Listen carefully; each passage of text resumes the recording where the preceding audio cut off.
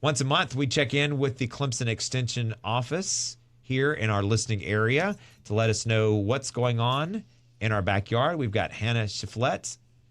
Yes, right, Yep, Hannah? Sorry. Hannah was very kind to let me know for like the last year I was mispronouncing her last name, so I'm always second guessing it now. So Hannah Shiflett focuses on Lancaster and Chester, or excuse me, York and Chester. Right. Yep. And Elizabeth Parker focuses on Lancaster. That's right. You would think this is the first time I've interviewed either one of y'all. Okay, so this is a very important week. This is National Women's Health Week. It is, yep. So we just wanted to talk about a few things that women want to be especially aware of, not just this week, but, all the time when it comes to being healthy.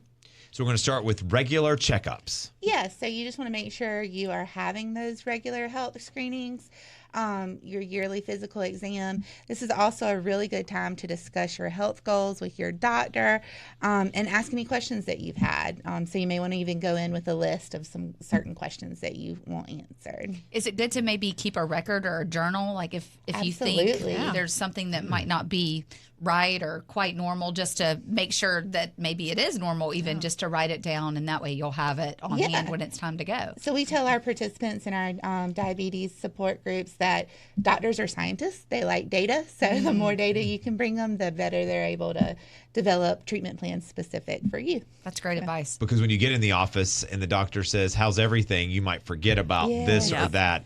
And I would think women are better on scheduling those checkups and yearly exams than guys are. I mean, well, you think that, but then you get, and maybe I'm talking out of turn, but for me, you get so wrapped up in the craziness and the busyness that sometimes you're like, oh, well, it's been a year. I've got to schedule that mammogram, or I've got to schedule, my annual doctor's visit. And I'm bad too. I need to take my own advice of writing down, because they ask you questions like, well, when was the last time? And, when did you start seeing this? And you're like, ooh, well, I mean, I know it's happening, but I can't remember for how long. So that's really something that I need to focus on and do better, is like writing everything down. So. Yes, I think so. Yeah, I don't know the statistics about men versus women, but I think you make a really good point.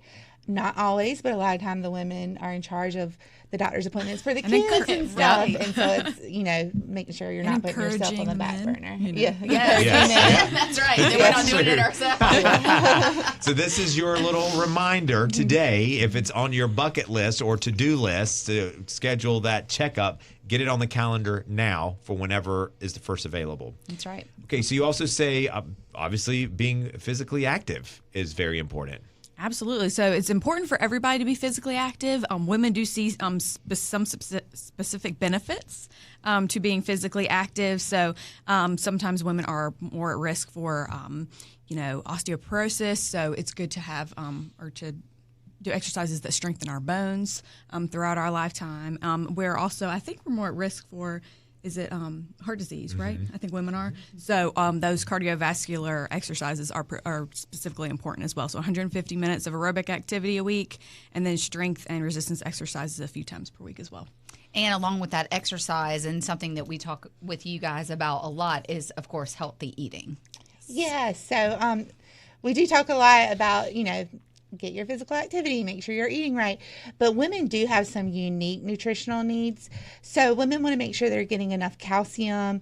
We are at higher risk of developing osteoporosis. And so getting that calcium when you're young can help reduce that risk when you get older. Also, iron and folic acid are particularly important, especially women of childbearing age, so making sure you get that. And then fiber is important for everybody, but it does keep that digestive system functioning properly, and it can just reduce problems when it comes to your heart, diabetes, colon cancer. It can help prevent those chronic diseases. This is National Women's Health Week. Hannah Shiflett and Elizabeth Parker, they represent the Clemson Cooperative Extension Office right here in our listening area. They're running down just some tips for the ladies. It's good this week. It's good beyond this week, and it's really good for anyone, but it's always nice to have a special time just to shine a brighter light on the conversation. And we need to wrap up with mental health. Yes, so I do think women have some specific stresses when it comes to like managing life in general, managing the kids and the family. So it's important to try and get your quality sleep, those 7 or more hours a night, social support. So make sure that you're setting healthy boundaries, maintaining relationships with supportive people, and practicing self-care, as we all should.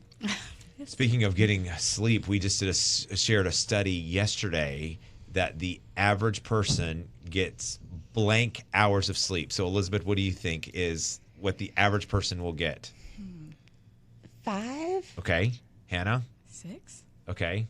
I think 7, but that's not what I It's get. 6, yeah. 6. Okay. So we're supposed to get 8, right? 8 hours of sleep. Yeah, at least 7, Yeah. 8.